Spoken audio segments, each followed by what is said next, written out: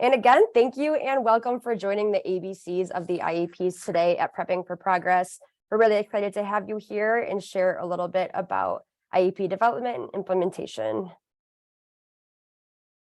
Just to and familiarize ourselves with who is joining us today, please take a moment to introduce yourself in the chat by sharing your name, your role, and where you are joining us from today. Wherever you're located, since we're all virtual, take a moment to go ahead and do some introductions in the chat, and then we will continue on. I see we have someone from Texas, Las Vegas, Rhode Island, Massachusetts, Indiana, Ohio, DC, California, Pennsylvania. All right, awesome. It's great to see all of you, and thank you for those introductions. My name is Riley O'Donnell, and I am a technical assistance provider here at Progress. Today, I am joined by Stephen Prater, who leads the intensive technical assistant team at Progress Center, as well as Amy Peterson, who leads the universal technical assistance team at Progress. And you'll be hearing from all three of us at different points throughout today's presentation. So before we dive in, we would love to hear more about why you all decided to join the ABCs of the IEP session. So using the annotate feature in your toolbar, let us know which response resonates the most with you and why you decided to choose this session. You can mark as many choices that you may see fit.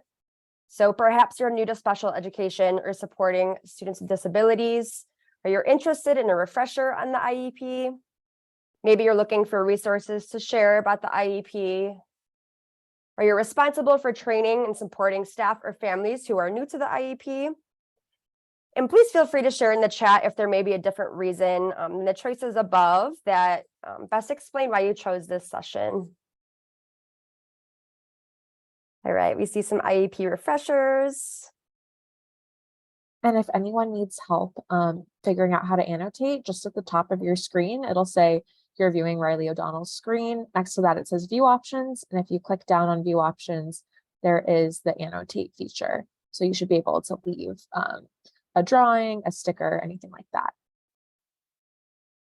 Thank you, Mia.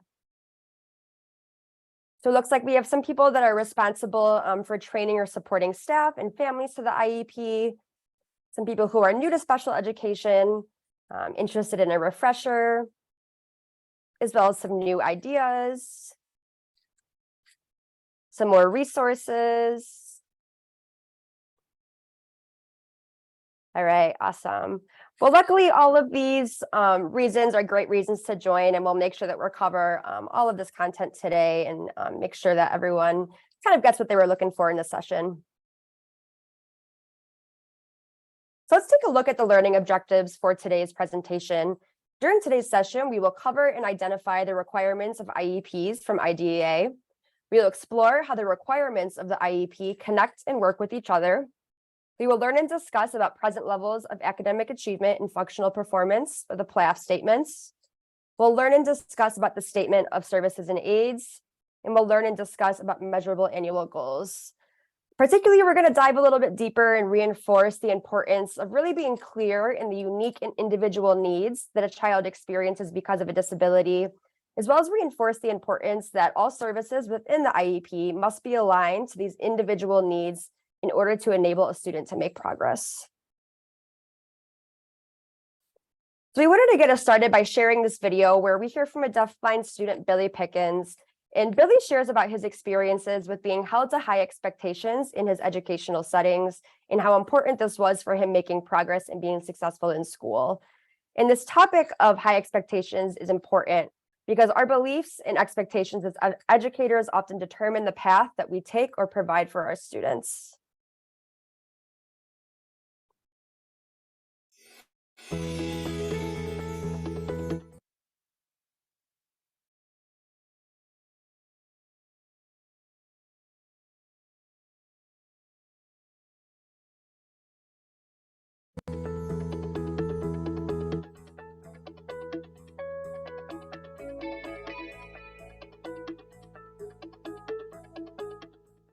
In this Stories from the Classroom video, Billy Pickens tells us how his teacher's high expectations for him may not have been welcome in high school, but that as an adult who is deaf-blind, he now appreciates how important it was for his future. On the first couple of days of school, and I was young at the time, so I didn't recognize this, but teachers weren't really giving me the same work. In fact, in the beginning, I was placed in a special ed class, even though I had been mainstream throughout elementary school. And so their automatic assumption was that I needed to be in a special ed class. But they realized, oh, he kind of surpassed the class and what they were doing. So they put me back in mainstream. And then when I got mainstream, some of the teachers were very kind of hesitant about how to teach me. And so I definitely felt like at the time I was kind of not thinking much of it because they weren't really giving me work, and I guess I was fine with that because I was 12 and I didn't want work. But I think that later on I realized that there was a lot of under expectation and a lot of just wanting to pass me up and not really treat me the same way as my sighted peers.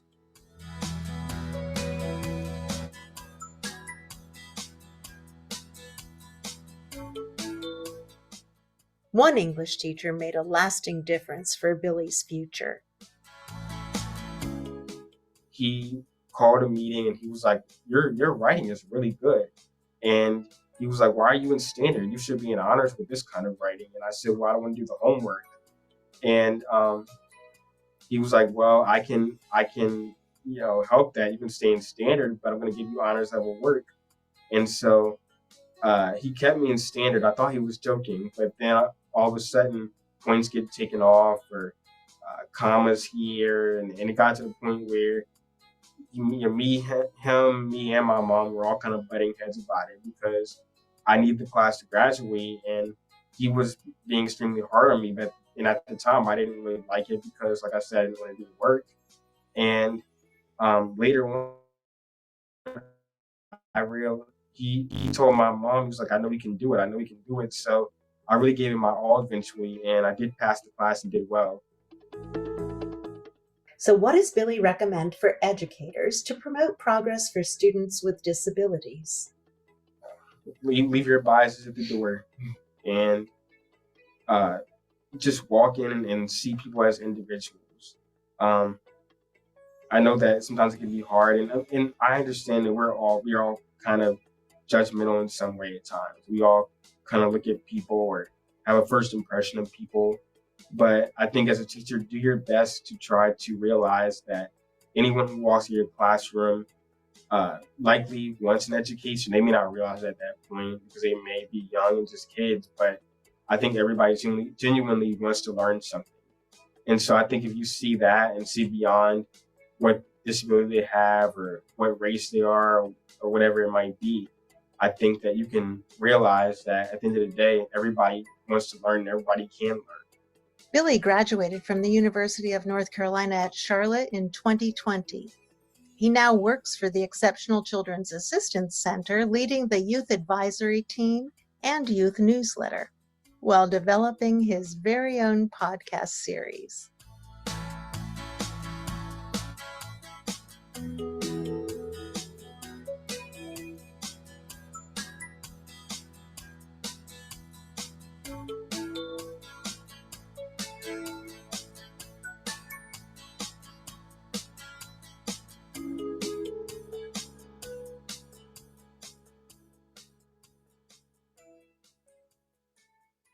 All right, and like we said, we like to start the session off with this to really set the stage and reinforce the importance of holding all students to high expectations, and that we really focus on these high expectations when developing and implementing IEPs. So why do we do what we do here at Progress? And the Progress Center really started after this Andrew F. decision. The Andrew F. Supreme Court decision states that an IEP must be reasonably calculated to enable a child to make progress appropriate in light of the child's circumstances. And under IDEA, we know that the Individualized Education Program, or commonly referred to as the IEP, serves as the foundation of promoting progress for students with disabilities. And we know that a well-designed IEP ensures that students have access to special education and related services, supplementary aids and services, as well as other services that support for necessary for progress towards ambitious annual goals. So there really is an emphasis on progress, and the Andrew F. decision really stressed the idea that the IEP must aim to enable a child to make progress in light of that child's circumstances, stating that the essential function of an IEP is to set out a plan for pursuing academic and functional advancements. With this decision serving as the foundation of our work, we want to help you write high-quality IEPs that move students towards making progress.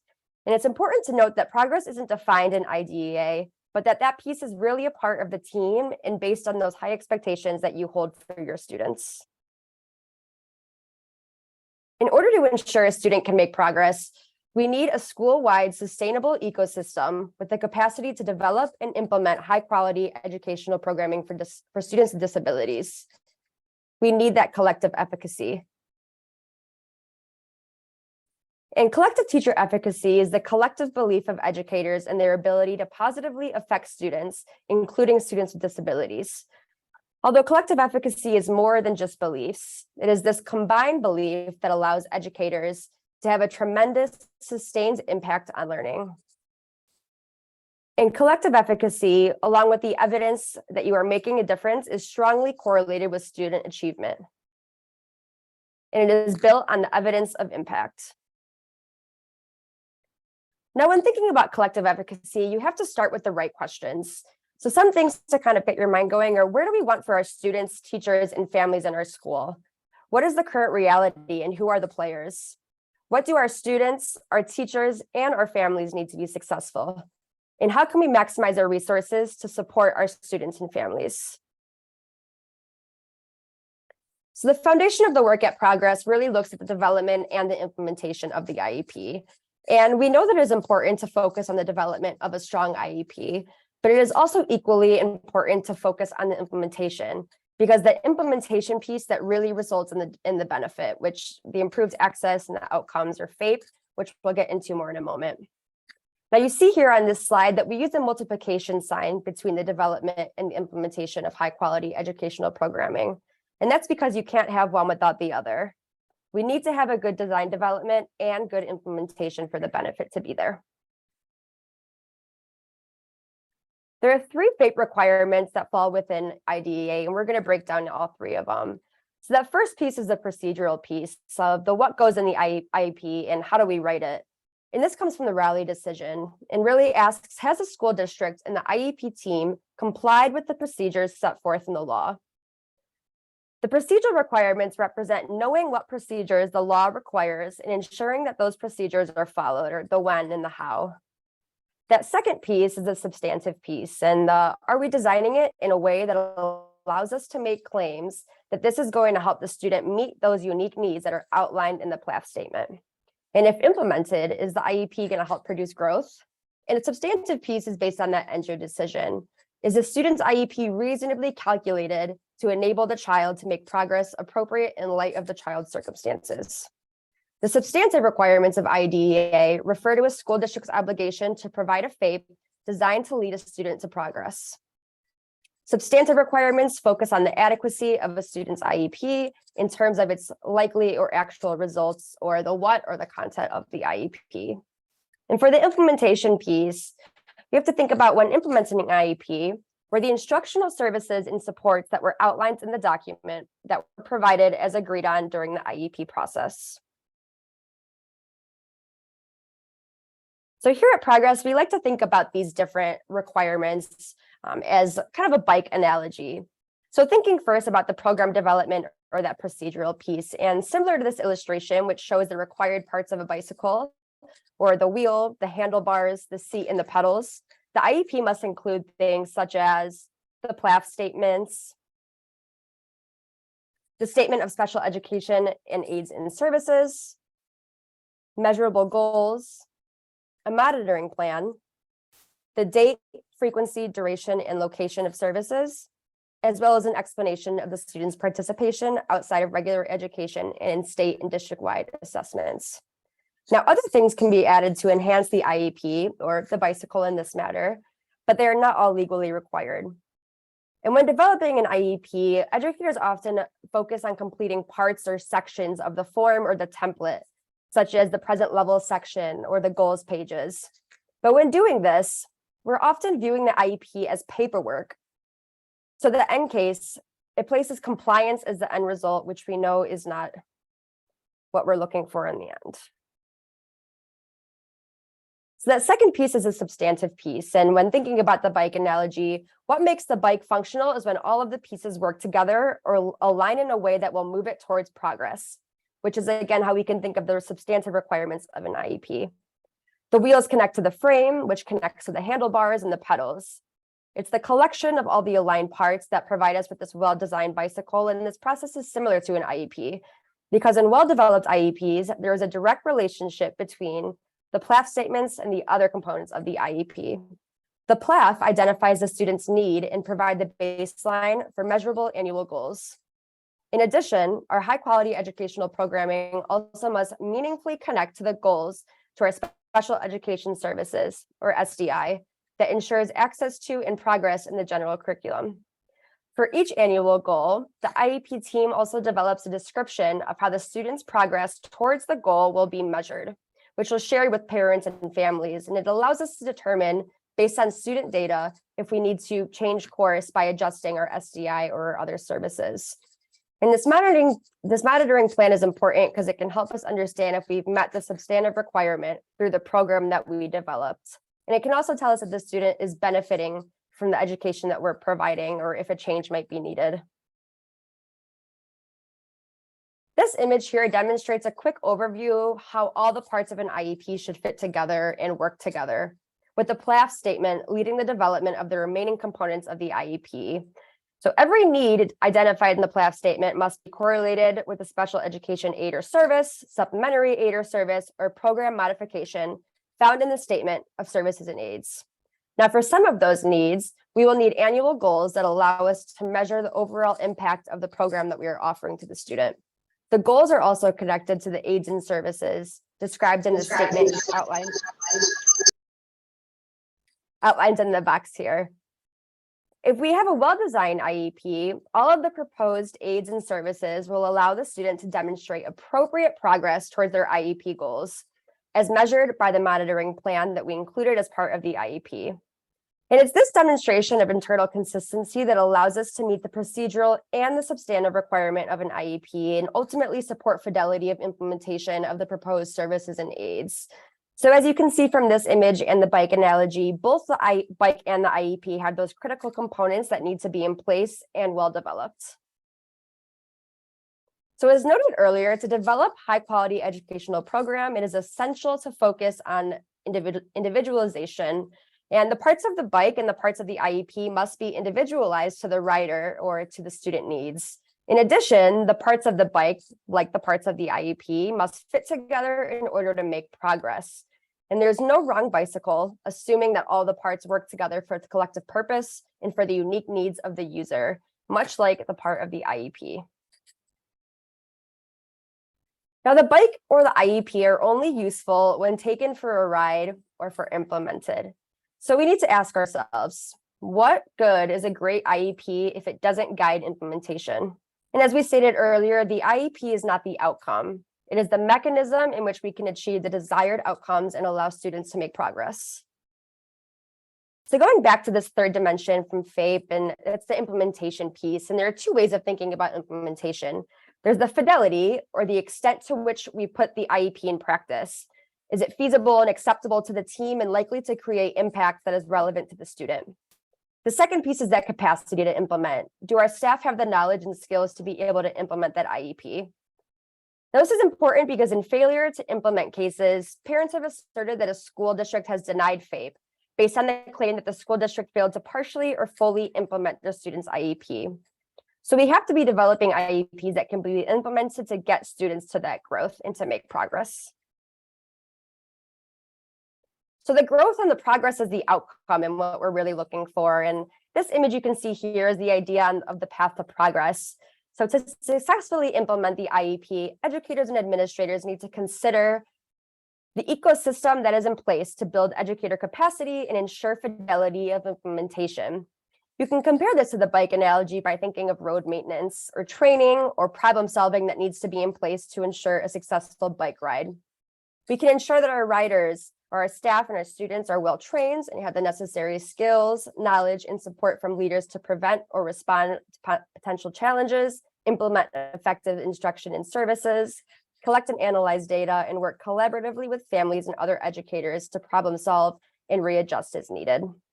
If you think about it, just like a bicycle, the quality of the program will determine how much progress is made. If the missing parts are not put together well, we will struggle, we'll have more stops and starts, and it will become more costly for the bike rider or for our students. So reflecting on this beginning information so far and the content that was just shared, we want you to take a moment to think about where you might have the most challenges. Is it in that procedural piece or developing high quality educational programming that meets those requirements? The substantive piece or developing high quality educational programming that meets the substantive requirements? Or is it that implementing piece, implementing high quality educational programming and creating a system to support implementation? We're going to take a quick 5 minutes and break you off into small groups to kind of have this discussion with your peers. Think about where you have those challenges, why you might have those challenges, and then we'll come back. And if anyone feels open to sharing with the group, we could do so before continuing on.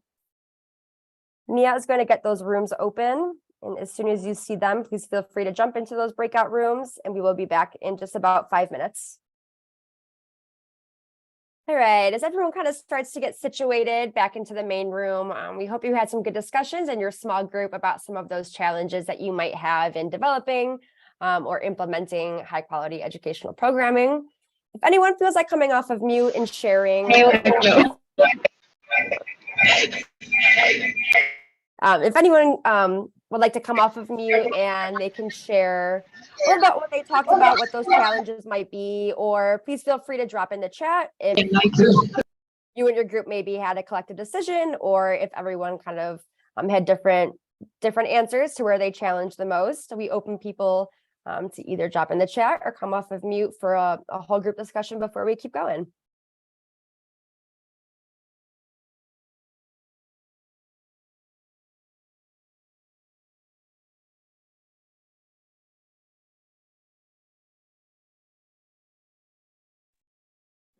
Well, I was in group 2 and we spoke about the challenges faced in the classroom with the regular ed teachers and the special ed teachers. And one of the problem is lack of teachers in the classroom, and the teachers that are there aren't trained sometimes, and the frequency of teacher leaving so often within the school year, that also pose a problem for students with IEP, because then you'll have to start over. You don't know where this teacher was left off and you don't know what they were doing. Sometimes the records are not there, and that poses a big problem with students with IEP. And that's one of our main things, teachers, the shortage of teachers. Yeah, thank you, Patrina. And that seems to be something that we see a lot with some of the partnership sites and schools that we work with here at the Progress Center, is the staff turnover and just providing the support for those students. And saw some similar themes in the chat, the lack of training and support for the gen ed teachers and that collaboration between gen ed and special educators. And then we had someone share about, felt like some students needed a behavior plan in place. The challenge when we put ED students in a gen ed classroom without an aide. So those staffing challenges seems to kind of be a prevalent theme in the discussions here. All right, thank you for those of you who shared, and we're going to keep going and make sure we can get through all this content today.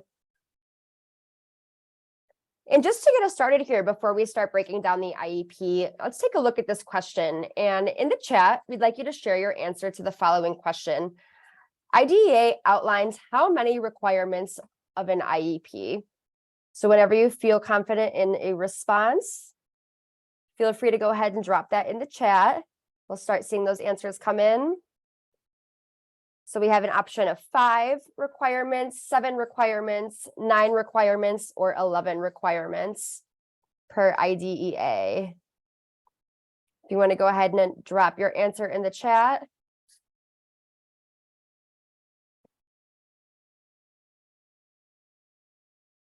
All right, seeing a couple 9s. 11. 9s and 11s coming in. 11 with transitions. All right, seems like 9 to be the most common answer. So we have a 5. So the actual answer is 7. There are 7 requirements that all IEPs need to have per IDEA. And taking a look at this graph, we have the present level of academic achievement and functional performance, or those PLAF statements, measurable annual goals, measuring progress toward annual goals, the statement of special education and aids and services, explanation of education setting, participant in assessment, and the date, frequency, duration, and location of the services. Now we're going to dive a little bit deeper in a couple of these components the remainder of the session. And so with that, I'm going to pass it over to Stephen Prater, and he's going to get us started talking about the PLAF statements. All right. Thanks, everybody. Again, my name is Stephen Prater, and I am the lead of our intensive technical assistance team here at the Progress Center. And yes, I'm going to start us off talking about the PLAF, because the PLAF is really the foundation from which the rest of the IEP is built from. So that's why we want to start here and emphasize the importance of the PLAF statement. So I know you just got into your groups, small groups, but we're going to do another small group activity here. So the purpose of this is to kind of just prime you for some of the information we're going to go over about PLAFs, and also give you an introduction to some of our resources, or one of our resources, which is this tip sheet. So we have tip sheets over all those 7 required components of the IEP. So we're going to look at the PLAF statement right now.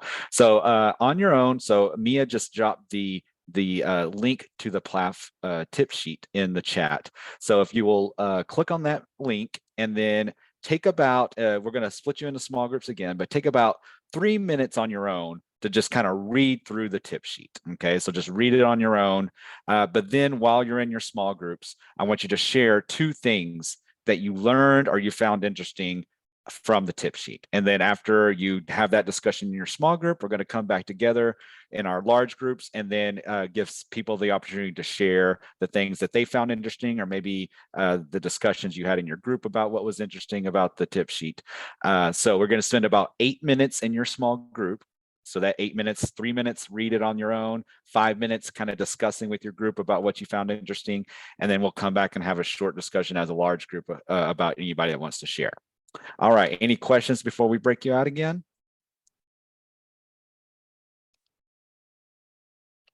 All right, let's head back to our small groups, and we'll see in about 8 minutes. All right, welcome back, everybody. I think everybody's flooded back in now. So any brave people out there want to either come off mute, or you can put in chat either a couple of things that you found interesting or that you learned from reading over the tip sheet, or maybe interesting things you learned from your conversations with your small group. If you'd like to come off mute, go ahead and do that, or you can put it in chat and we'll read it out loud. Okay, I'll go. All right. I was in group 15, and we talked about making sure we are, let me go back to the PLP. I just want to make sure I word it correctly. Sorry, full screen. We talked about making sure we are identifying areas of concern between the students and the parent, and for preschoolers mostly, because their way of learning is mostly play. Students who may have like disabilities as far as handicaps, like physical handicaps, you have to be open-minded and more innovative in creating your lessons that involve that type of play, because every student may not be able to do certain things that you're used to. That's like considered like the preschool norm. So we talked about making sure you have different ideas so everybody feels like they're included. So say there's a student that's wheelchair bound and you don't want the other students to be discouraged, or you know what I mean, you don't want them to feel left out because school may be new to them, but it may also be new to their parents, and this may be their parents' first time coming back into school after like 20 years of being out of school. Mm-hmm. Yeah, and if y'all were there for our opening panel this morning, if y'all saw Sue Ann, I think that was kind of one of her points she was trying to make, is in the earlier grades in elementary school, it was really hard. She felt like it was really hard to be included, or they didn't know how to include her. So yeah, being really intentional and thinking about that, asking the parents and the students, that's an important thing. And later on, I'm going to show you a resource to help make sure you include student and parent information in the PLAF statement. So thank you for that. And then I see one thing in the chat here about making sure to explain to parents about all the jargon we use, you know, like standard scores, percentile bands, etc., things like that. Yes, that's very important as well. And we may, I don't know if we highlight them today, I can't remember, but we also do have parent resources through the Progress Center. So if you go through the Progress Center and look for tip sheets that are specifically for parents, you can give them the links to those. You can print those out and just hand it to them. It's all free to use as many times as you want. So make sure and take advantage of those things if you haven't exported on the Progress website yet. I want to say something. I was in group Sure. 15 as well. We were talking about following up with parents where, some might want lots of follow-up, lots of information. How was their day? There's logs, things like that, where others may not want that much and they feel like that could be information overload. But I think it's also important to note self-care for teachers, because we cannot follow up on every 5 minutes of Billy's day for 25 kids. So I guess finding a system you're comfortable with on how much that you want to follow up, because you also don't want to be following up with more parents than others. The squeaky wheel gets the grease, and so to give everybody a little bit of something, once a week or whatever it is comfortable for you, but then having that time to yourself to just turn your phone off, after 4 o'clock or whatever. So you're not burning yourself out. I guess that's the thing, is just to prevent burnout. So we're not going into information overload. And then that just sets the bar high for the next year when they go to, kindergarten or first grade or whatever.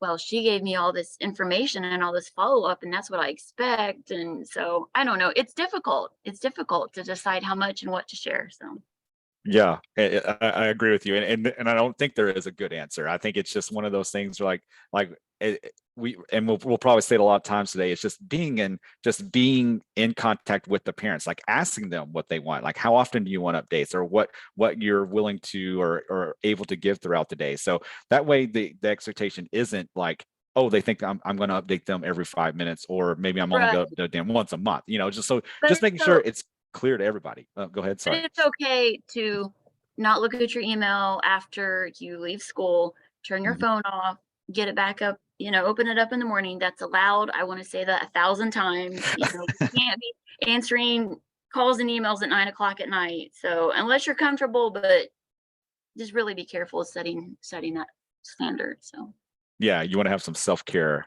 as well, right? yes. Yeah. Thank you for sharing, Jennifer. Could I just add also, Sure. I think as far as the jargon, it's really important that when we are writing and contributing to an IEP, that, we're putting it in layman's terms. I'm a special education teacher, but I'm also a teacher of the visually impaired. And even when I'm writing out and adding to an IEP input, I may, I'm not just going to say like, oh, the student has albinism. I then define what is that, so that, the parents understand, and also the teacher who may be looking at this IEP next year will have a better understanding of, what is this medical condition. And also when I'm giving examples of, or providing information, like maybe the student has a visual acuity of 2063, I try to equate that to a font size. So because I feel like people can understand that more than, the jargon of, what the heck is 2063 when it comes to a visual acuity. So I'm trying to be more mindful as I'm writing my IEPs. Could anybody, if they pick this up, understand it? Mm-hmm. Yeah, and I think somebody put in there about the stranger test. That's definitely something we talk about too. If not only, you know, stranger tests if they move to a different school or district or something, but like, do your parents and do your general ed teachers understand what's in this IEP? Because they're the ones that are going to need to understand what's going on, help you implement it and things like that. So they need to understand, not just you know, just an actual stranger, but these general ed teachers and parents also. Yeah, so Amy put in a Center for Parent Information. I was actually going to mention that too. I'm glad she put that resource in there. They put out a really good clear information for parents and other people that may be unfamiliar with special education and the jargon and things like that. The Center for Parent Information and resources. It has a lot of good, clear information there. So. All right, thank y'all for sharing. Very good. I'm impressed with all the things y'all shared out and had conversations about. I love to hear about all the things that you talk about in your group. So thank you for sharing for those of you that shared. All right, so let's talk about a little bit more about our PLAF statement here. So so just like with all of our tip sheets, we always kind of start up at the top with what does IDEA say? And so let's look at what the IDEA says about the PLAF statement. So it's a statement that includes how a child's disability affects the child's involvement and progress in the general education curriculum, the same curriculum as non-disabled children, or for those preschool kiddos, it's as appropriate how the disability affects the child's participation in appropriate activities. So there's a little bit different. Most of all of our resources at the Progress Center really deal with those school age kiddos. We don't deal as much with the preschool kids and resources. So a lot of our resources are for those children ages, you know, like 5 to 21. All right, next slide. There you go. So what is meant by the present level of academic achievement? So, so as we said, that the PLAF statement has to include both a summary for academic achievement and functional performance, okay? But IDA doesn't really define either one of those things. They don't define academic achievement or they don't define functional performance, but they do, people have asked the question a lot and they have responded to questions about that to give some clarification. So for example, I'm going to read a quote from the Department of Education about academic achievement. So what they say is, academic achievement generally refers to a child's performance in academic areas. It could vary depending on a child's circumstance or situation. Therefore, a definition of academic achievement is not included in the IDEA regulations. But generally, it's going to be those things you see on the slide, like reading, writing, math, science, history, the things we generally think of as the academic subjects at school. All right, on the next slide, we're going to talk about the functional performance. So again, the Department of Education explained that what they say is functional performance generally refers to skills or activities that are not considered academic or related to a child's academic achievement. So the term functional usually refers to routine activities of daily living. Okay, so before we go on to the next slide, if you will click it, just in the chat, maybe list some things you think would that would be considered functional skills or functional performance. So I'm going to give everybody about 30 seconds or so. Just type in some things that you think would be considered as functional performance. Okay, how to eat in the cafe. Yeah, there you go. Toileting, moving around the school. I saw that one pop up. Lining up, communication skills. Y'all are giving us some good examples. Locating appropriate materials, social skills. Yep, social interactions. Yep, another one there. Good.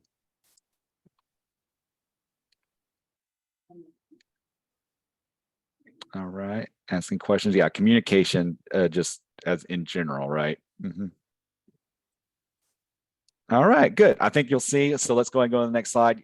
You'll see a lot of those that y'all were just mentioning there. Now, some of y'all were mentioning some more specific examples, like you see up there, communication skills. So communication skills would be things like asking questions, self-advocacy, you know, things like that. So that are kind of lumped under communication skills. But a lot of things y'all mentioned before, like toileting, eating, mobility, things like that. These are all kind of considered under that functional performance. So again, what they said, I'm going to read something from the Department of Education again. What they say is the reason they don't include examples of functional skills in the IDEA is because they say the range of functional skills is as varied as the individual needs of children with disabilities. So basically what they're saying is it really depends on the kiddo and what they need. And they can't provide an exhausted list because they may not be able to list every single thing that any kid may need. So that's why it's really, really important to individualize for the students and think about what they need. All right, next slide. All right, so here's a question we get a lot is, what if the student doesn't require functional annual goals? So what if they don't really need to work on functional skills? Well, even so, you still have to include information about their functional skills in the PLAF statement. So it could be very, if it's a student that really just has a learning disability, really their main area is just something like, say, math, and they don't really need any help with like toileting or communication or things like that we were talking about, you still have to include some information in the PLAF statement about their functional skills. So it could be really short if they don't really have any needs in that area, but you always had to include some kind of information about that. So just we'll give you a few seconds to stop and reflect and just think to yourself, does your PLAF statements always address both academic and functional present levels? So just make sure, just think to yourself. You don't have to put anything in the chat or anything, but just think about that and think about if you may need to include those more in the future. All right, so what is the big deal about PLAF statement? Okay, so in the beginning we said, the PLAF is kind of the foundation of how we develop our IEP. And so the PLAF can also help us to avoid assume-aside. So assume-aside is where we make decisions based on assumptions rather than evidence. So we want to avoid this assume-aside because it impacts our ability to hold high expectations and to design programming based on the strengths and needs of the student, okay? So if we're thinking about present level statements, we wanna leave our assumptions at the door because the better we know our students, then the less likely it is we're gonna make decisions based on what their disability category is, based on maybe other students that we've known in the past that are similar to this student and so on. So we don't really want to assume what a student needs based on their disability or based on what we think they're going to need based on other students we've taught in the past. We want to form our PLAF based on the evidence about showing us what they need. All right, so here's a couple more quotes from the U.S. Department of Education. So I'm just going to read these aloud to you. It says, a district cannot lawfully prepare IEPs with the same statement of current levels of performance for all students in a specific program. And the second one there says, it is impermissible for districts to have the IEP for each student in a class or disability category contain identical statements of present levels of educational performance. Okay, so what does that mean? All right, let's look on the next slide. So that means present levels and needs are not based on a disability category. They're based on the individual needs that a child experiences because of their disability. So if you have a group of students and several of them say have autism, you can't just assume that those students are all going to need the same things. Autism is a very broad spectrum, as some of you may know. So some students may need a lot of support and some students may not need as much support. But you wouldn't want to just give them all, say they all have the same needs just because they're all students with autism. They're going to have their own specific needs. And that's the same with any of our disability categories. Students are going to have their own disability needs because of that disability. They're not all going to be exactly the same. All right, next slide. There you go. So if you go back and think about those 4 questions that Riley brought up earlier, the 4 questions for collective efficacy, you can see that the PLAF statement was really important or really involved in 2 of those questions. So if you look at that first question, what do we want for our students? The way we're going to answer that question or talk about that is by talking about their current reality. That's something we should be describing in our PLAF statement. And also, what does the student need? That's the other thing that we should be describing in our PLAF statement. So we're going to talk more about those 2 things for sure coming up in our next slides. All right, so even though IDEA doesn't specify what a PLAF should look like, they don't say it needs to include these parts to make it a PLAF statement, right?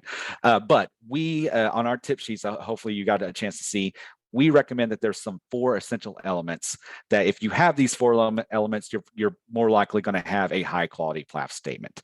So those 4 elements are student needs, the effect on the progress in the general education, baseline information, and the connection to the goals and services. So what we're going to do is we're going to look at each of these individually, and while we look at them, we're going to also look at a sample PLAF statement from a resource that we have called IEP case scenario, which highlights a fictional student called GH. But just to warn you, this PLAF statement and this whole resource, if you look at it later on, is it's not meant to be an exemplar PLAF statement or exemplar IEP. We use it for training purposes. So it's incomplete in some areas, and it's maybe not as well written as it should be, as you would want an exemplar to be, because that's the way we use it. We use it for training purposes so people can see and think about how they can improve this. So just so you know, we're going to look at the PLAF, parts of the PLAF statement from this resource, but just know this is not meant as an exemplar. It's just meant as a training thing, training resource, and we're going to just look at parts of it just to help emphasize what we mean by each of these 4 essential elements.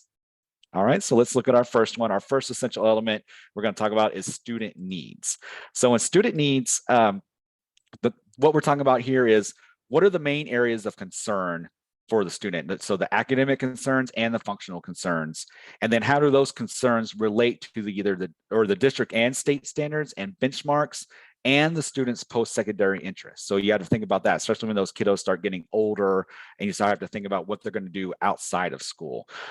You also want to include parent concerns, and you also want to include the results from the evaluation. So results that include like standardized tests or maybe progress monitoring data.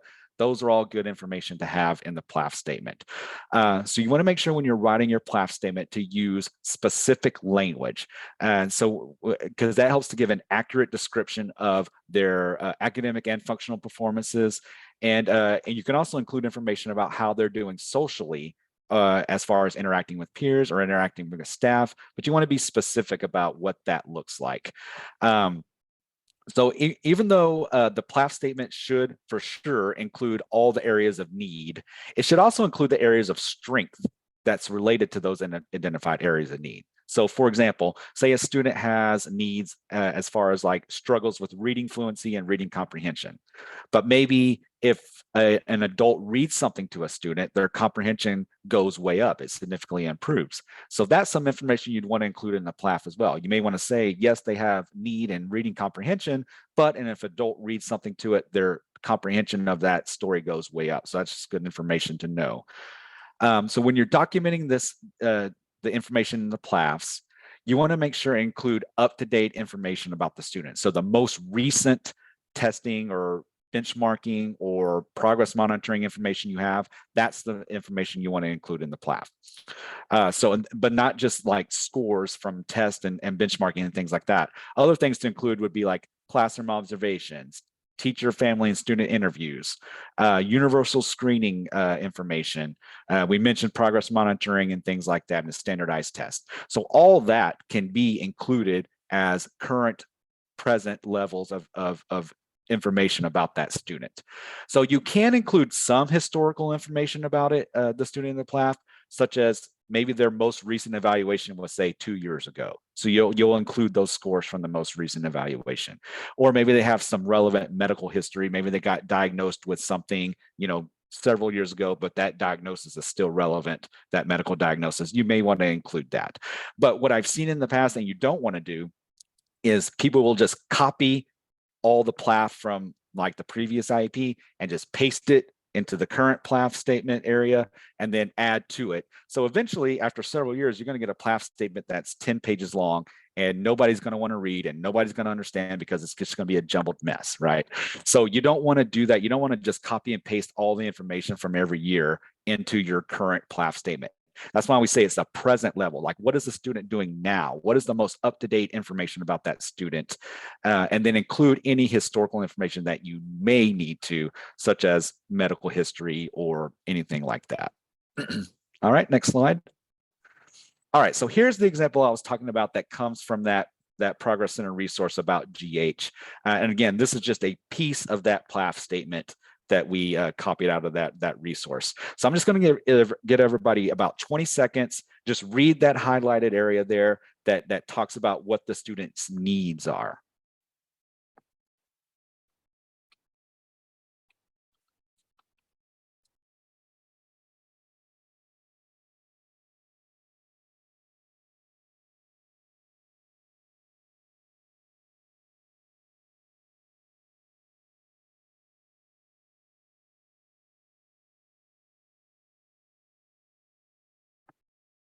So you can see in that second sentence there, they already like very upfront and right from the beginning say, based on all the data you're going to see, they still need specially designed instruction because of math calculation to benefit from grade level curriculum. So you already know that what they're for sure going to need specially designed instruction. And the IEP will outline what that looks like, but it's good that they outline that right in the beginning.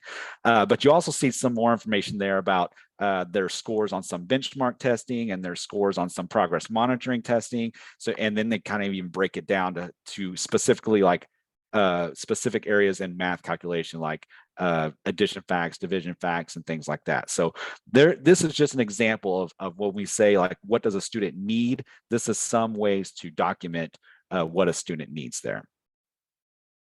All right, and so let's go to our next slide. So now we're going to talk about the effect on progress in the general education. So after you document those needs, you also want to say, like, how does the student's disability affect the student's involvement in progress in the general education curriculum? So that's going to be important because you're going to need that to know how to plan services, how to give accommodations, how to give modifications, and outline all of that in the IEP. So instead of just naming this disability, like I said earlier, like autism, you don't want to just name the disability. You want to say, like, how do the characteristics of that disability impact their progress in the general education curriculum? So what about that disability is impacting them and their progress in the general education classroom?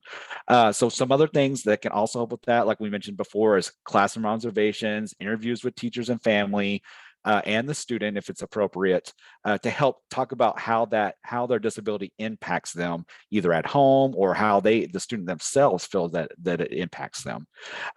And it's also good when you're writing your PLAF statement to include comparisons to same age and grade peers to communicate how that disability affects their performance. So you can see how their performance compares to those same age peers and grade level peers.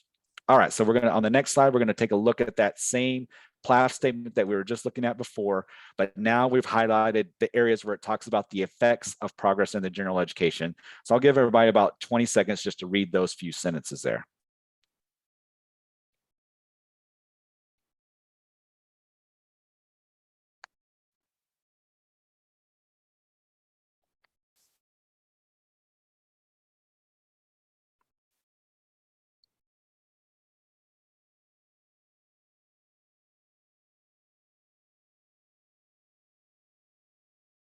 Okay, so you can see in these sentences, we start off from the very beginning, say he's going to continue to need specially designed instruction in the area of math calculation to help benefit from the grade level math curriculum.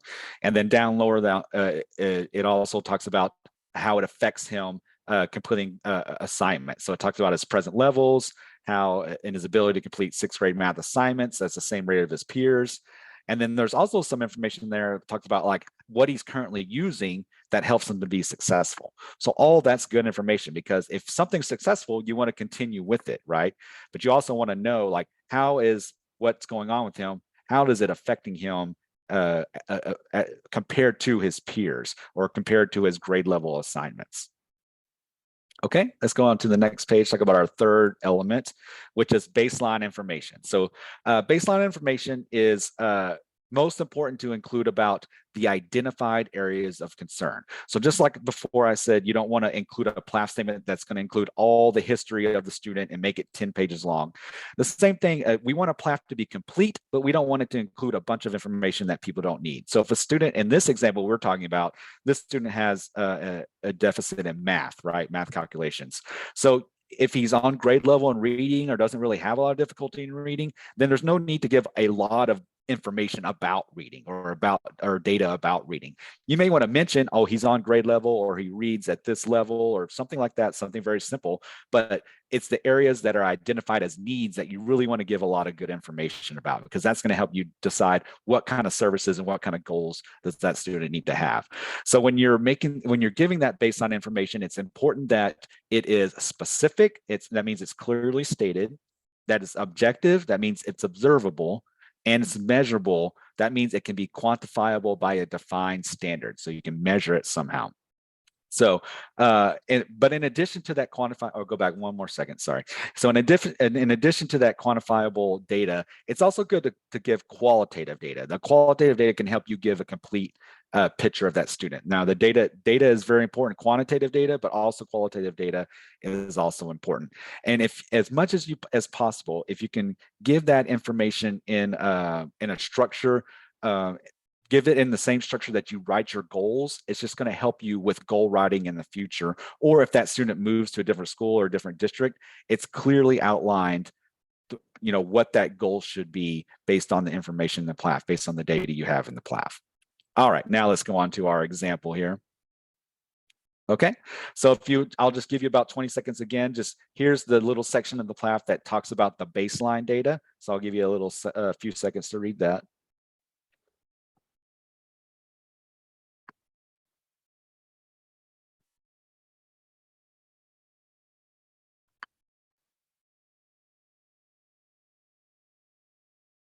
All right, so we see here that now we know where the student is based on grade level expectations. We know that where he is for each areas of math calculation. You know, they say overall on average he does about 18 facts when it's compared to grade level expectations of 75 facts in 2 minutes. So we kind of know where he is and where he would be as far as grade level expectations. And then they give more information about where he is for each one, like addition, division, subtraction, and multiplication. So this is the information you can use to help make those ambitious goals that Amy's going to talk to you about here in a little bit. All right, let's talk about our fourth element, is the connection of goals and services. So this is important, and I hope you saw on the tip sheet how the PLAF statement should be that clarification, that bridge between what is in the PLAF statement, the information in the PLAF statement, and what is needed in the IEP, such as the goals, the services, and the other supports in the IEP. So the PLAF should provide a justification for what's in the IEP. So whatever's listed in the IEP, you should be able to connect it to the reasons why that student has that service, or why the student has those goals. All right, so let's look at our PLAF example that we've been looking at. So here is the areas that talks about connections to goals and services. So I'll give you about 20 seconds to look at those.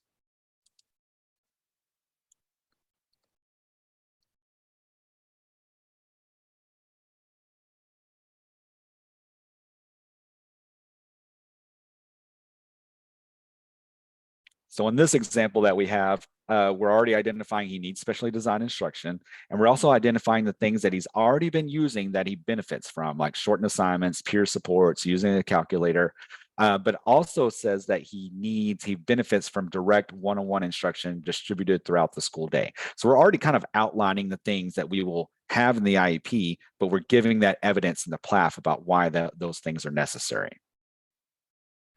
All right, let's go to the next slide.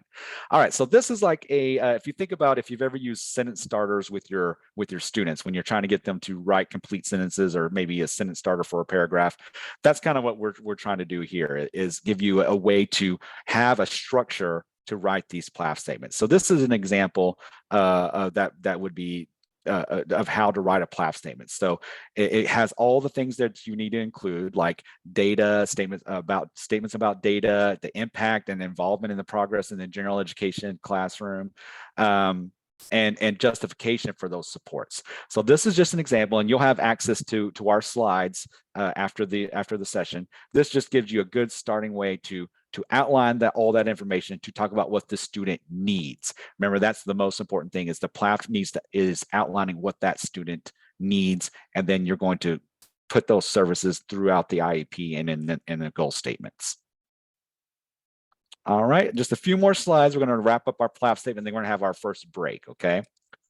So all of these tips that I'm about to go over here, these are all the ones that should be included in that tip sheet that you looked at earlier. So just in case you weren't able to look through the whole thing, or you maybe missed this section, these all kind of are a part of that tip sheet. So if you ever need to refer back to them, that's where you can find them. But number one, you want to make sure PLAF statements address all the students' educational needs identified in the evaluation. You want to include a description of the changes the student has had in functioning since the last IEP was developed. You want to include objective, measurable data to describe the current performance, and explain how accommodations and modifications are needed and will be used by the student. All right, next slide. You also want to make sure to include the baseline statement, the baseline data, so you can help structure the annual goals. You want to compare the student's baseline performance to the grade level expectations of the student, and also include the administration dates and the name of any measurement tools to the extent possible. You can provide that information.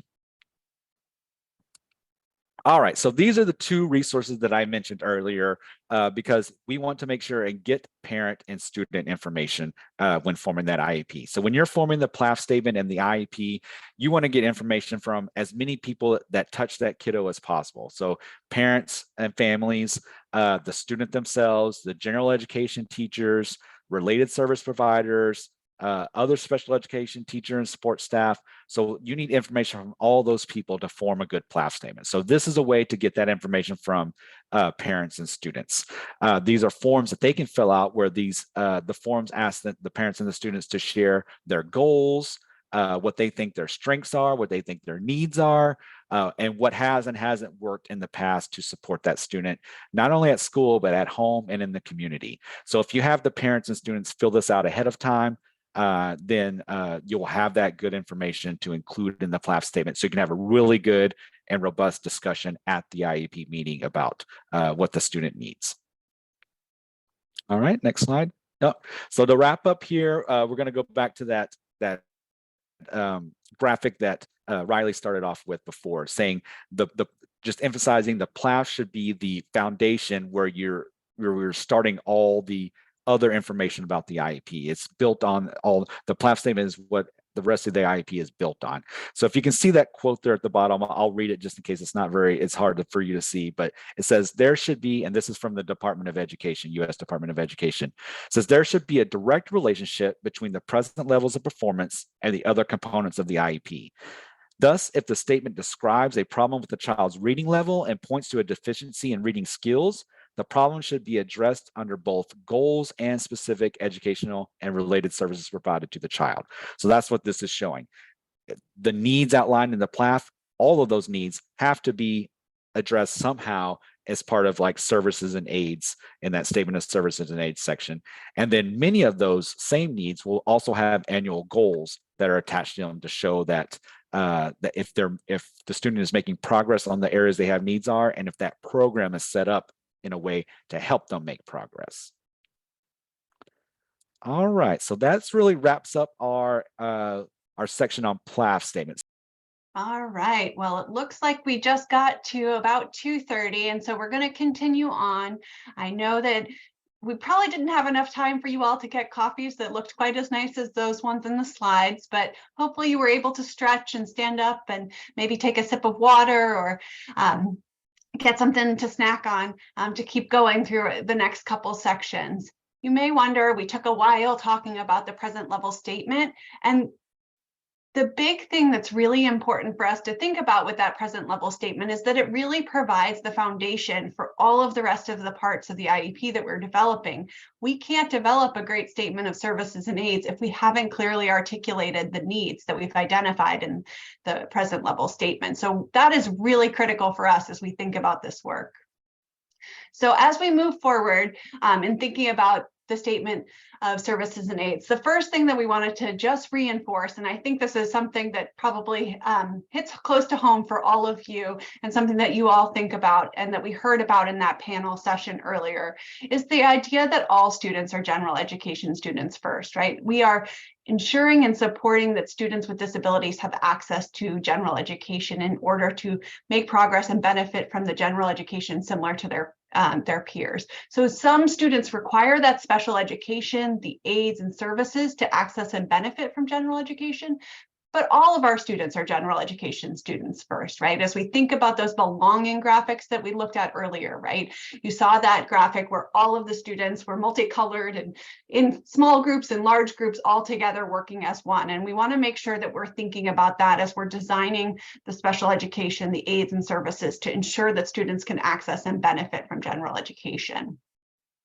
That statement of services and aids actually includes 4 parts. You can see those 4 outlined here in the bolded text on this screen. Oftentimes when we think about the statement of services and aids, or we think about the special education in our IEP, we might think only about specially designed instruction. We might focus or may think separately about accommodations or modifications. But in fact, when we're thinking about this overarching statement of services and aids, it includes these 4 parts. And you'll see intentionally in this statement, this IDEA statement here, that the and is used throughout this statement, right? So we say special education and related services and supplementary aids and services and program modifications or supports, a statement of program modifications and supports for school personnel. So that's something that's really important for us to think about. As we're thinking about this statement, we're thinking about all of these 4 different parts for the student. That doesn't mean that every student needs all the same kinds of services and supports, but it does mean that we need to be attentive to each of these individual parts of this overarching statement. So I saw that Mia put, you can stay on that previous slide for a second. I saw Mia put the statement of the overview of statement of services and aids tip sheet in the link for you to access.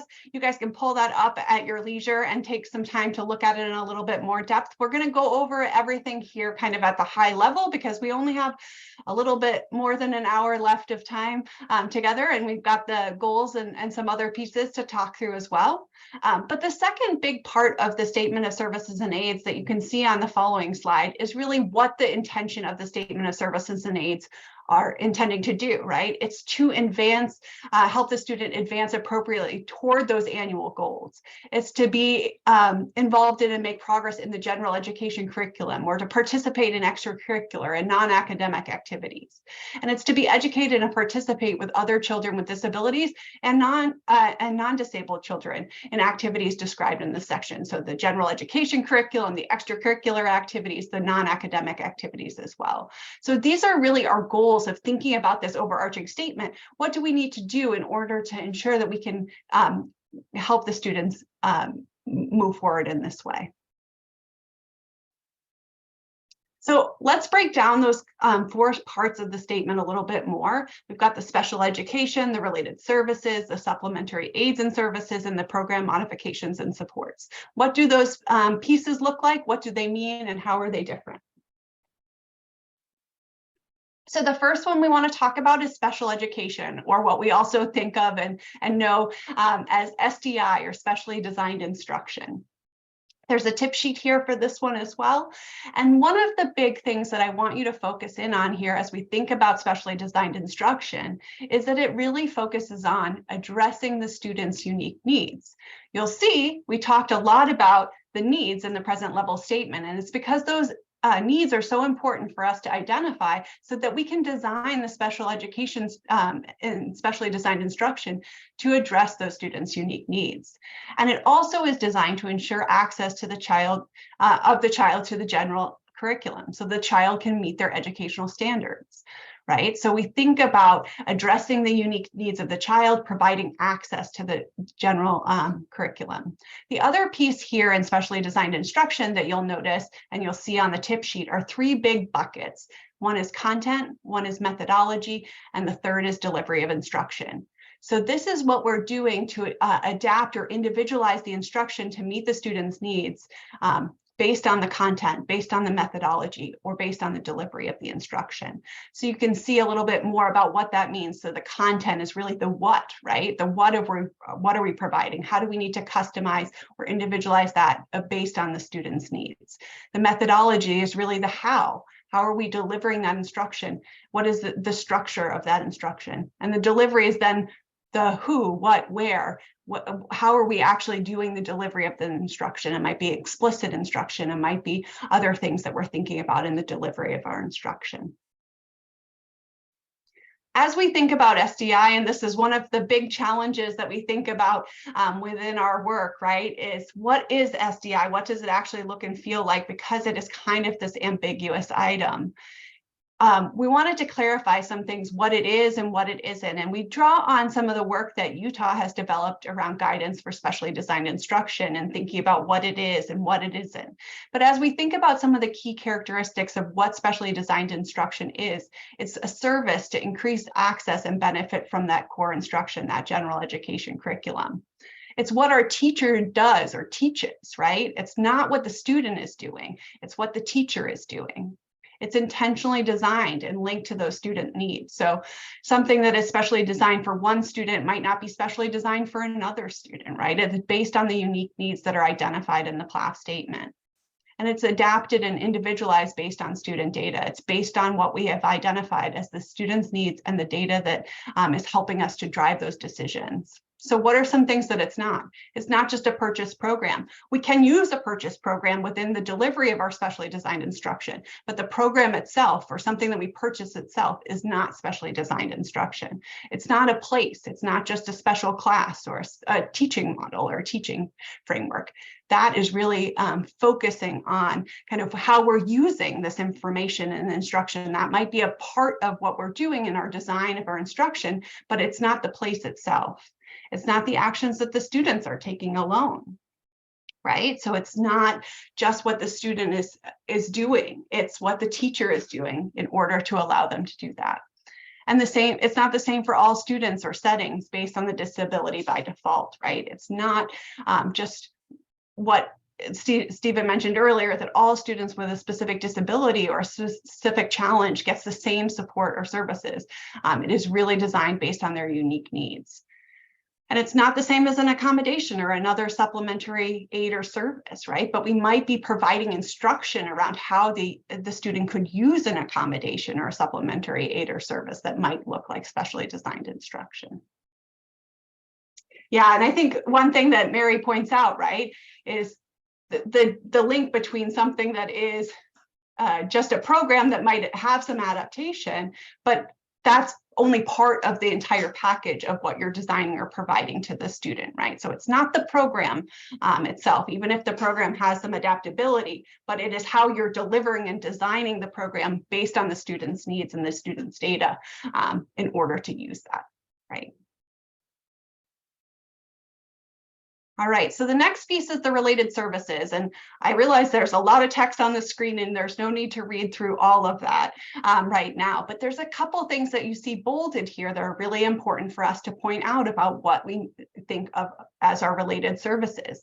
Those are really required to assist a child with a disability to benefit from their special education, that specially designed instruction we just talked about. We're often aware of many of these kinds of services, right? Speech language pathology, occupational therapy, and so on. And then there's also services that can help support, for example, parents in helping to implement parent training and helping them to support the implementation of the IEP that is part of this related services as well. So as we think about related services, that's really what we're thinking about is what is necessary in order to assist the student to access and benefit from that special education that we're providing. So there's a number of different options there on that tip sheet that you can see, but there's many more and there's other options and it's a kind of a growing and changing field, right? So IDEA doesn't outline all of the potential related services that might be available. And on the following slide is our supplementary aids and services. So when we think about supplementary aids and services, often what we think about is our accommodations or our modifications and so on. These are things that we provide in the regular education class for the student, right? So unlike our specially designed instruction, which is helping the student to access and benefit from that general education class, these are provided in regular education to help the student. in that class. So those might be our instructional accommodations. They might be our modifications or our testing accommodations or other supplementary aids and services that are helping the student to access or to participate in their regular education classroom. And just a couple of things to point out or things to think about within the idea of supplementary aids and services is the purpose of those modifications and accommodations is to increase access to that general curriculum, right, for the child. So that because they can't access them alone. So they're helping the child to access that general curriculum. And under IDEA, an accommodation or modification is not sufficient for progress. They should be paired with specially designed instruction to the extent appropriate to reduce the need for the supplementary aid and service, right? So as we're thinking about designing our instruction, which parts are our specially designed instruction and which parts are our supplementary aids and services, and how are we designing our specially designed instruction to help reduce the need for those supplementary aids and services over time? And as we know, for students who only need accommodations or so on, those might be students that receive a 504 plan rather than an IEP and are served under IDEA. And then the final part of this overarching statement is our program modifications and supports for school personnel.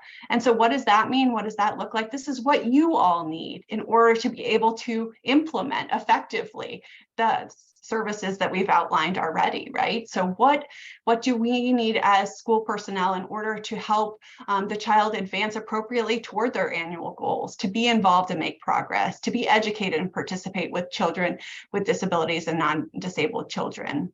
So what are the training and supports that special educators or general educators or others need in order to help support the implementation of the IEP? What are the environmental changes or other considerations that we might need to take into effect that impact our ability to implement the IEP? These are some of the things that we might think about within our program modifications and supports. Really, what do we need as support, as school personnel, to support us in delivering the instruction and services and supports?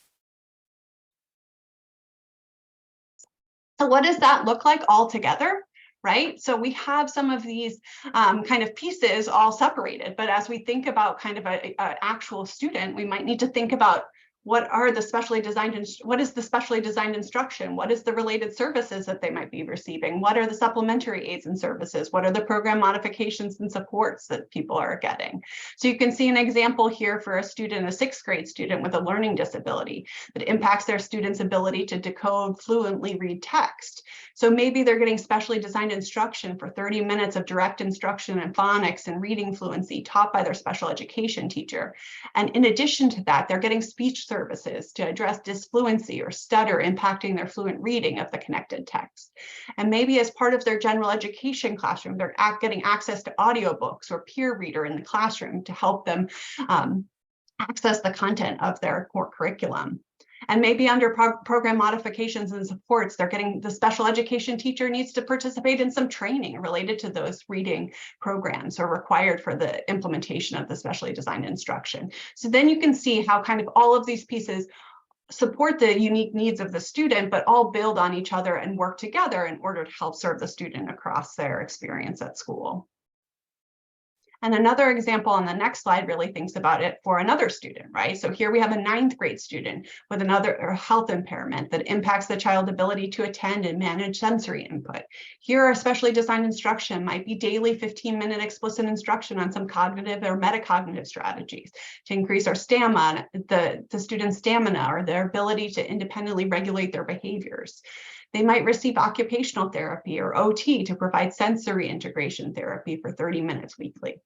And then under their supplementary aids and services, they might get access to noise canceling headphones or a wobble cushion for a seat or shortened assignments that might be helping them within the context of their general education setting. And under program modifications and supports, it might be collaborative planning time for the OT and the general education teacher, the special education teacher to come together and plan for these different sensory activities in special education and general education that impact the student based on the student's needs and based on their disability, right? So you can again see another way to kind of put these pieces together in a way that could make sense to support the student. And these are just examples of things that might pair together to help address a student need. It doesn't mean that it's the comprehensive approach to address all of their needs, but just a way for you to start thinking about these separately. So one thing that might be helpful as you think about these tip sheets that break down these components of the overarching statement of services and aids is spending some time looking at them, understanding how they're different, and sharing those with others, right? And thinking about, I know when we started out, a number of people were thinking about how they could train other staff or parents or others, and thinking about what the different parts of the IEP actually mean and look like. And so those tip sheets might be a way to do that. And you could model similar to the activity we did with the present level statement to help you really think about those pieces, and have people reflect, because a lot of times we don't actually spend time with the language of IDEA itself. So on this last piece here, we have the connection again between all of the pieces of our IEP, right? So we have the PLAF and the needs driving the decisions that we're making for the services and supports that we're providing in our statement of special education and services and aids. And together, coupled with that, it helps us to understand there's the students' participation, the statement for the participation outside of regular education, or maybe their participation in state and district-wide assessments, the date, frequency, duration, and location of the services that we're outlining, right? So those are all kind of coupled together oftentimes in our conversations and discussions about what are the services and supports that are being needed. We also know the connection between our statement of special education and aids and services and our goals, right? So we have that arrows bidirectionally here between what we're developing and focusing on in our goals being relevant to our statement of special education and aids and services, and the same being true, right? So what we are focused on providing specially designed instruction around are the things that we really want to measure within our annual goals. Those are the things that we're changing and providing instruction on for the student in order for them to have access and benefit from the general education curriculum.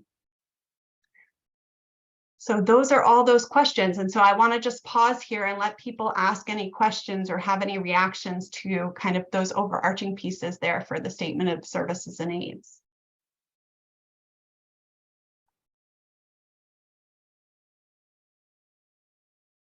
I can share something. My name is Jennifer Spencer. One thing we've been talking about in our discussions in the office is educational benefit review. So then just looking at the IEP over time to ensure that the student is receiving an educational benefit, that we're being relevant, we're addressing needs, and it's just not sort of a copy and paste year to year. So that really has been on my mind a lot. To go, and in fact, I'm going to implement that with a couple of the areas that I lead, because we don't always get the opportunity to do that. So I work at my state. Great, thank you. Thank you. Yeah, thank you so much, Jennifer. I think that's so true, right? Like sometimes we have seen and we see examples where we're providing the same services year after year or time after time, and we're not seeing a growth or impact from them. Are they the right services for the student? And it's not just a copy paste, and we provided these services and now we're going forward. And I think if you think back to what Stephen was saying too, with the present levels being actually focused on the present, right? And thinking about what is the student need at the moment, and where do we know where they are, and what we've provided in the past, being able to really make sure that we are providing a plan and a program that is going to allow the student to make progress and not just providing the same plan or program over and over again. Other thoughts or reflections as you think about the statement of services and needs, or SDI, and related services, supplementary aids and services, and so on.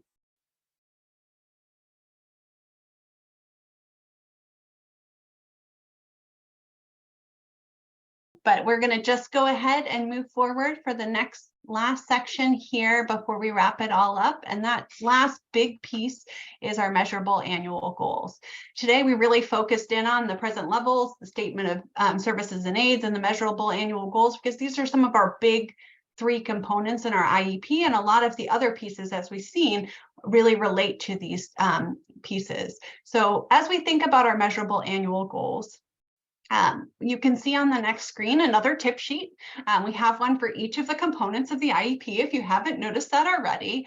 And so this measurable annual goals really highlights kind of what IDEA says about measurable annual goals. What are those measurable annual goals? And you'll see here that it's a statement that includes both academic and functional goals designed to meet the child's needs that result from the child's disability to enable the child to be involved in and make progress in the general education curriculum. You'll see a lot of those same words that we've seen already, right? The needs, focused on the child's needs that result from the child's disability, and what the child, to enable the child to be involved in and make progress in the general education curriculum. A lot of those same phrases that we see across the different components of the IEP. And also to meet each of the child's other educational needs that result from the child's disability. And then for students who take the alternate assessment, and in some cases, in some states, right, we have other cases where short-term objectives still exist, but for IDEA's purposes, that's really only focused on for students that take the alternate assessment. So they might be a description of benchmarks or short-term objectives included. One of the things that I think I saw pointed out earlier in the conversation in the chat that's important for us to think about across all of these different components of the IEP is that IDEA lays out the baseline of what all of us need to know, right? But some states can add on additional things that we need to think about and different ways to think about some of our core components, right? They can't take away parts of IDEA, but they can add in and customize based on the unique state context. And so it might be in addition to our goal, measurable annual goals or annual goals, maybe our state requires that we also include short-term objectives, but IDEA itself does not include that. So that's why we've really focused on what IDEA says, but you need to be in touch with your states and really think about what does the state require as well. So one of the big things that we often see in IEPs, and probably many of you have experienced this yourself, is IEPs with many, many goals in them, right? And so one of the things that we can think about as we're setting these goals is that a single goal can address multiple needs. It's not that we need to have a million goals in our IEPs. We can really think about what are the underlying needs and what are some goals that can address those underlying needs. So we might have an IEP that includes, you know, a collection of goals that are reasonable for us to manage and check on for the students' progress, but that might be addressing all of the different needs that have been identified in the present level statement. So for example, in literacy, right, we often have interconnecting needs from students, right? So we might have a general outcome measure that's allowing us to assess the students' reading across multiple needs, right? It might be across their students that are struggling with sight words or phonics or fluency, but we're looking at an overarching measure that will allow us to see students' progress toward all of those different needs or all of those different areas that they might be struggling with. And the same for some functional skills, right? We might have a goal that really encompasses a number of different functional skills for a student as well. So as we think about laying out where we start with our goal writing, we start at the same part where we start with all of our other components, right? The PLAF statement. We start with the academic and functional needs that are identified in that present level statement. Those are the most important things for us to identify us for the foundation. They are critical for us as we think about our statement of aids and services, and they are critical as we think about writing our goals. So we want to start with what we've identified as our academic and functional needs in the present level statement. And then we need to identify the needed skills to access and progress, what the student needs to access and progress in their grade level standards, right? So where does the student need to get to in order to make progress toward those grade level standards? That doesn't mean, again, that we have a goal for each standard. That's not what a standards aligned IEP looks like, right? But we need to think about what does the student need in order to access and make progress toward those grade level standards. And then we have to have a discussion about what the student should be able to achieve during the next 12 months, right? These are annual goals. So what do we think and expect that the student will be able to achieve during those next 12 months? That will help us to really think about developing this individualized, ambitious, but attainable goal. And I realize that's kind of ambiguous, right? In those last kind of pieces, right? But these are very team-based decisions. They're based on the data that we're collecting for the student. They're based on the baseline information, the needs we've identified in our present level statement to help drive us in writing that goal. So we want to make sure that our goals not only focus on those needs identified in our present level statement, but they are things that we can measure and over time. So as we think about what it means to be a measurable goal, on the next slide, you'll see those kind of big overarching buckets, right? We need to know what the target behavior is, whether it's the academic or functional skill that we're targeting in order to change with our instruction. What are the conditions or contexts in which we're going to measure the student's progress toward those different target behavior skills? And what is the level of proficiency or timeline that we're going to include? Oftentimes, right, in our annual goals, it might be annually for timeline, but we might need to think about over a certain number of trials or experiences, right, in order to measure that and to make that a measurable goal. One of the things you'll see if you attend the due process session tomorrow is one of the things that Mitch and David like to point out and make sure that we emphasize, right, is that if it's not measurable, it's not a good goal, right? And so we see that in case law, that we need to make sure that our goals are something that we can measure. And many of you might be familiar with other models like SMART goals or other things.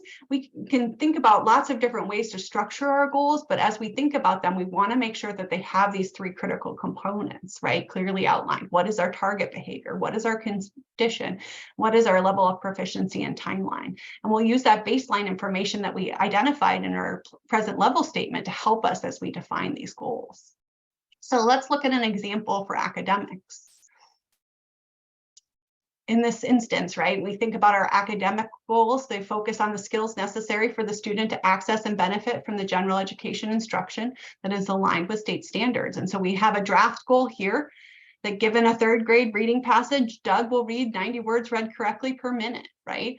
And so if we think about those different essential elements of the goal, the condition, the target behavior, the level of proficiency and timeline, can we see those different features here in that goal? Well, yes, we can see a condition and a target behavior if you click forward, Riley, clearly outlined. We see that the target behavior, you know, is focused on his reading words read correctly per minute. And we can look at the condition, right? The third grade reading passage clearly outlined here. But what we're missing in this goal as we think about it is the level of proficiency or timeline, right? We don't know if we're asking Doug to read 90 words read correctly per minute on every third grade reading passage he ever reads, or is it just one passage over time? And so as we think about it in increasing kind of the key components of this goal, you can see in the other example here, we add some key information to this base goal, right? If giving a third grade reading passage, Doug will read 90 words read correctly in 1 minute. And then we add some additional information about his accuracy and on 3 consecutive probes. It helps us to understand what we're looking for and measuring and whether he will be successful or not. So that's something for us to think about, right? It's like, we're not just asking for the number of words read correctly all the time. We're really thinking about it in a certain space on those 3 consecutive probes with 95% accuracy. So we want to think about each of those components. And if we think about on the functional side, another example here, we can see this example here of Jose will pay attention and be engaged, right? Well, that's a pretty loose something for us to measure, right? We don't know when he will be engaged. Is it all the time? Is it a certain time frame? What does it mean for him to be engaged and so on? So we know that loosely we have a target behavior of paying attention and being engaged. It might be hard for us to measure because we're not exactly sure what paying attention and being engaged looks like, or I might have a different interpretation than Stephen or than Riley or somebody else. We have a loose target behavior. We don't have a condition and we don't have a level of proficiency. So how might we improve that goal or think about it a little bit differently? Well, here we've added some conditions, right? During each 40-minute class period, Jose will remain academically engaged at least 70% of the class for 5 consecutive days, monitored by direct behavior ratings. For those who are not familiar with the direct behavior ratings, that's a behavior measurement, and academic engagement is one of the scales that's included in that measurement tool. And so in thinking about kind of creating that content for our goal, we've got more information about the condition. We've got more information about what we mean by the target behavior because it is identified and defined in that and clearly defined in that tool for us. And then we know know a little bit more about what we mean by our level of proficiency and timeline, right? 5 consecutive days, rather than just having very loose information here. So again, these goals are not intended to be models or exemplars, but helping us think about those essential components or essential elements of our goal, right? Do we have the condition? Do we have the target behavior? Do we have the level of proficiency and timeline included? So a couple things for us to think about as our cautions as we think about goals. One, as I mentioned before, is asking ourselves if it's measurable. We want to be careful as we consider the words we use in our goals to make sure they can be measured. We want to make sure that we're including language that, includes specific measurable information. One question we might ask ourselves is, if you can't graph it, it's not measurable, right? We want to think about things that we can graph. And this goes way back to what we talked about earlier with the stranger test as the overarching kind of idea with our IEP, but something for us to think about specifically with our goals as well. If I was to look at that goal, is that the same way that someone else would interpret that? Is it the same way the parent would interpret it, the student would interpret it? Do we all have a common understanding of what that actual goal is and how we can make progress toward that goal, right? So we might ask ourselves, it might be something, and a lot of times when we write these, we know what we mean, but it's not always clear, right? Or when we write our present levels, we think we know the student so well that we think we know what we mean, but we don't think about it from the outside. So thinking about who else might be able to monitor and measure that student along those same kind of behaviors in the same way.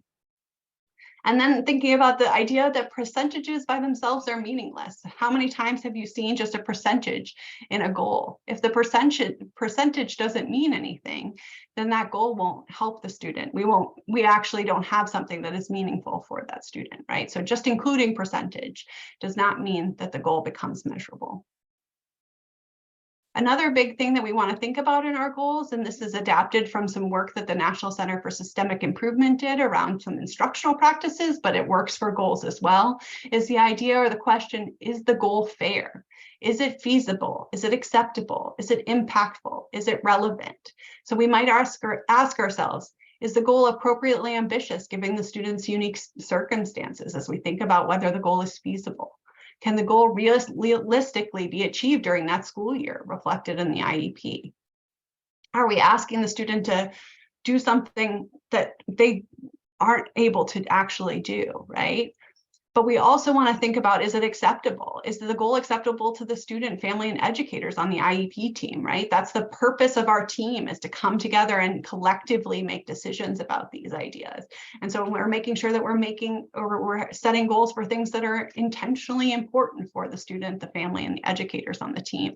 Are they acceptable and impactful? Will achieving the goal impact the student in a positive way, right? Will it help them access and benefit from the general education and other curriculum and other educational outcomes? Or are we selecting a goal that might not actually have a big impact on them? And that might not be something that we want to focus in on. And then finally, relevant, which is somewhat similar to the acceptable idea. Does the goal connect to a meaningful outcome for the student and their family? Is it relevant for them? So the FAIR test is a good idea to share with others as you think about this. We want to make sure that we're thinking about goals that are fair. But the last thing we want to think about as we think about our goals are whether they're adequate and appropriate for determining the effectiveness of the special education services. So as we think about the specially designed instruction that we outlined, will the goals help us to understand whether or not those services that we design are beneficial for the student or not, right? So we think about that idea of educational benefit, right, for the student over time. Well, we want to make sure that what we're collecting data toward will help us determine whether our services or supports are working for the student or if we need to make changes. So that's something for us to consider as well as we think about the importance of our goals. And the last thing here, again, is thinking about how those goals connect to the rest of the pieces and parts of the IEP. We've talked already a lot about how the goals are dependent on the present level statements and how they connect to the statement of special education aids and services, and how the statement of special education aids and services connect back to the goals and help us understand whether or not we are making progress toward those goals based on the instruction that we are providing. We also have that component of the measuring progress toward our annual goals, our monitoring plan that we share with parents and families on a regular basis, right? So we want to make sure that we're collecting data on a regular basis on those annual goals. So we can make adjustments if our initial approach wasn't successful. But we also want to make sure that we're helping the student move toward those goals over time. So we're monitoring that progress and sharing that. See, again, you'll see all of these kind of arrows and the connections. The idea is that it's really connecting the pieces and parts of the IEP over time. And so with that, I'll pause again to see if there's any overarching questions that people have about goals specifically, and then I'll turn it back over to Riley.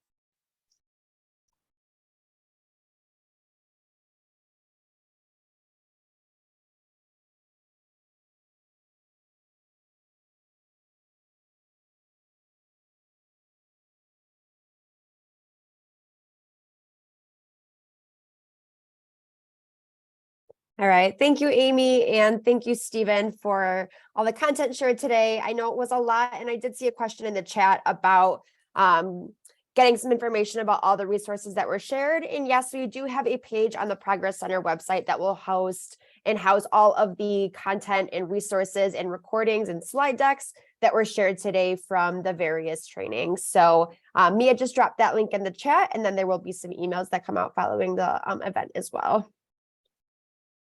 So just to close us out today, we just have an ending section, bringing all of this together. Why is all this important? How does all of it relate? And to start that off, we're going to do one last breakout small activity, which we like to call the elevator pitch. So thinking about this, getting in your small groups, you can do this individually, you can do it collectively in a group. How would you explain to a coworker in a minute or less how all the parts of the IEP fit and work together? So again, think about that original bike analogy that we shared. Is there any other similar explanation that you can use in a minute or less to share with people about how the IEP all fits together? You can take turns in your small group sharing your elevator pitch. And then when we get back to the large group, we'll ask if any folks are open to sharing what they came up with for that pitch. All right, welcome back, everyone. We hope that you had some good discussions with your groups. And we would love to hear from some folks about some elevator pitches that you came up with. So if you feel like coming off of mute, to share with the group about what either you or your group came up with in terms of a short elevator pitch about connecting the IEP, we'd love to hear some examples. So anyone who feels like they want to share out, please feel free to come off of mute and share with the group.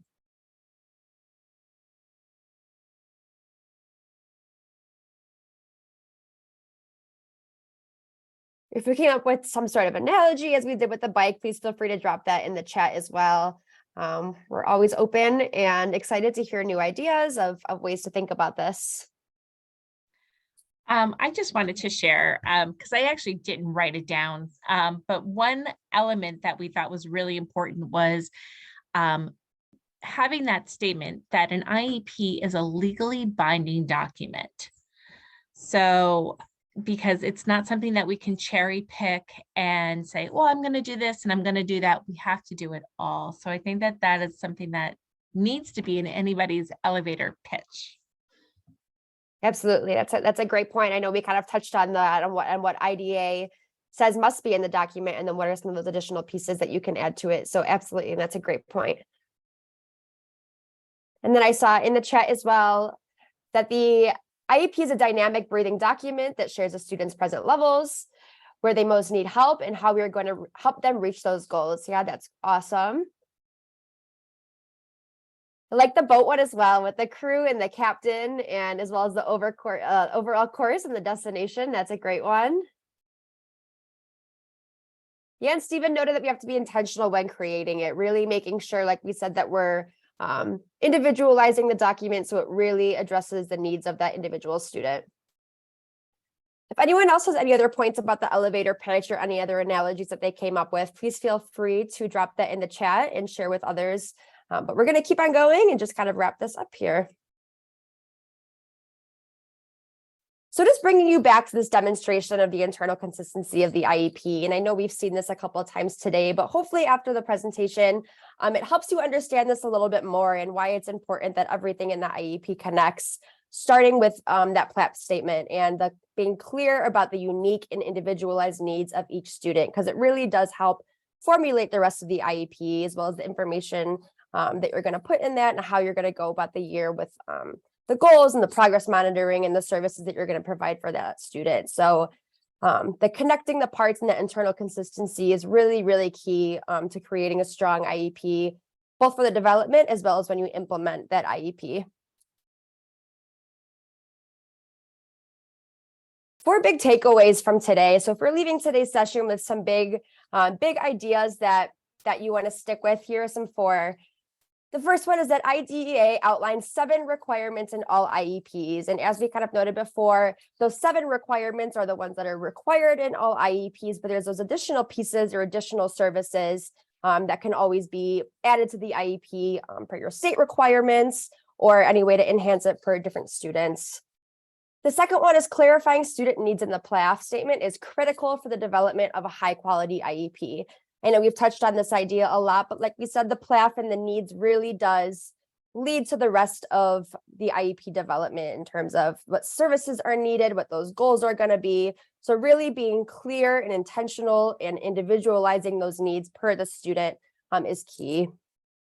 For the third one is that proposed services and aids should address all of the student needs in the PLAF statement. So all of those needs to be addressed through either services or aids. And lastly, that goals should focus on knowledge or skills the student needs to develop to access and progress in the general curriculum.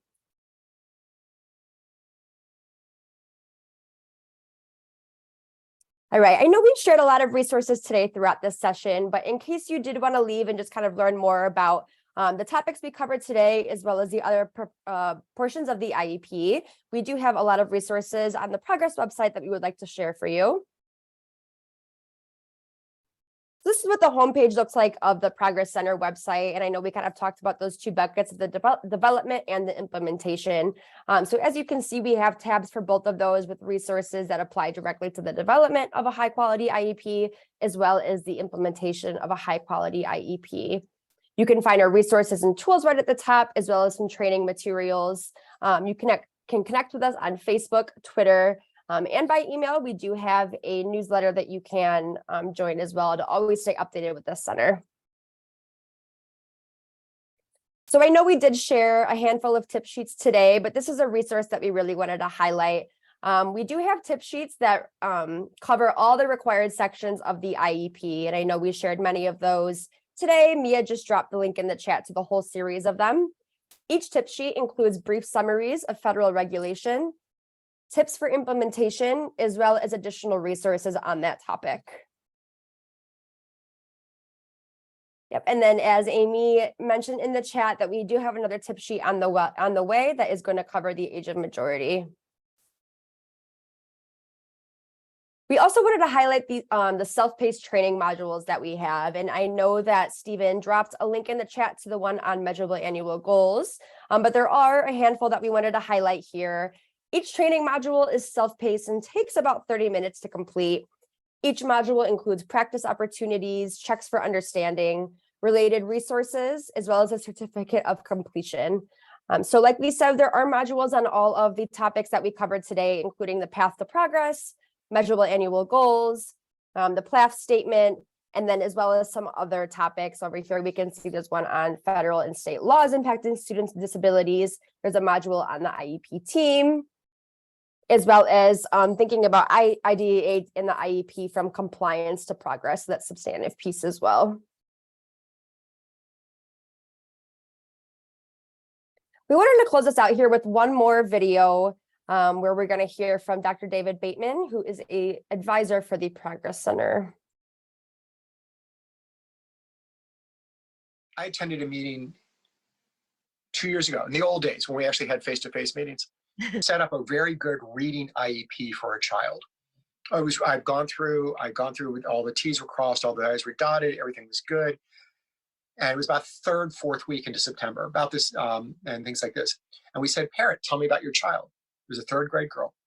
I remember this very specifically. Is the parent says, I know we're here to talk about reading, but my daughter has no friends. No one sits with my daughter. No one interacts with my daughter. My daughter's 9 years of age and she doesn't want to come to school anymore. So we changed the focus of the meeting. Luckily we had the child's teacher there. We started more group activities, more peer groups, more shared activities, kinds of things. What can we do to force in all interactions, not just with one, but rotating throughout the classroom? We 2 weeks later and we asked, so how are things going? And the mother said, things are much better. There's someone who sits with my daughter at the playground. Someone's invited her to sit with her on the bus. Someone plays with her at lunch, things like this. My daughter now wants to come to school. Let's talk about reading now. Okay. And you have to pay attention to the needs of the child and pay attention to what the parents are hearing, things like this. And I understand there's times you have timelines, you have to get these things, but that was a very real need that we had to address. And you have to do these things because you're not going to address reading if the kid's not coming to school. Mm-hmm. So, but it forces me to it reminds me, we're there to talk about a child. We're not there to talk about a paperwork compliance document. We're there to talk about a child. So. Right, and in that video, Dr. David Bateman really just brings us back to the idea that the individualization requires us to think about all of the needs of the child and how they impact progress. And the unique individual needs really is. All right, and like we said earlier, please, we would ask you to connect with us on Facebook or Twitter if you are interested, as well as join our mailing list to get all of the latest updates on the Progress Center. You can do so by joining or going straight to the website. There is an option to enter your name and your email, and then you will be added automatically to the mailing list to receive updates from the Progress Center. Just some reflections in closing. We want to open this time to anyone who has any outstanding questions or comments that they want to add before we log off of this session.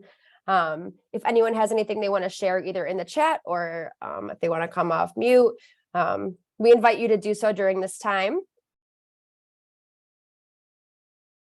And if not, we do have a quick ticket out the door that we are interested in learning from everyone who attended today. And before you leave, before you log off of this session, we would like to know who you would most likely to share this information with. Is there anyone specific on that you work with, or colleagues, or administrators, maybe general educators, maybe families, maybe parents, maybe students themselves? Before you log off, we invite you to put that answer in the chat if you found this information valuable and you could see yourself kind of sharing this along to others. And then before you jump off, we did just want to remind you that we do have some topical networking sessions coming up in about 30 minutes after this.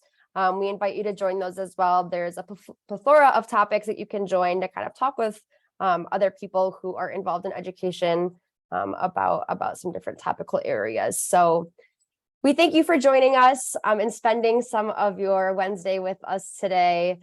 We hope you enjoyed this session. And as always, please feel free to reach out to us with any questions that you might have, or comments or reflections about this session. We would love to hear from you. So that is all we have today, unless anyone has some questions or reflections. And yeah, we thank you again.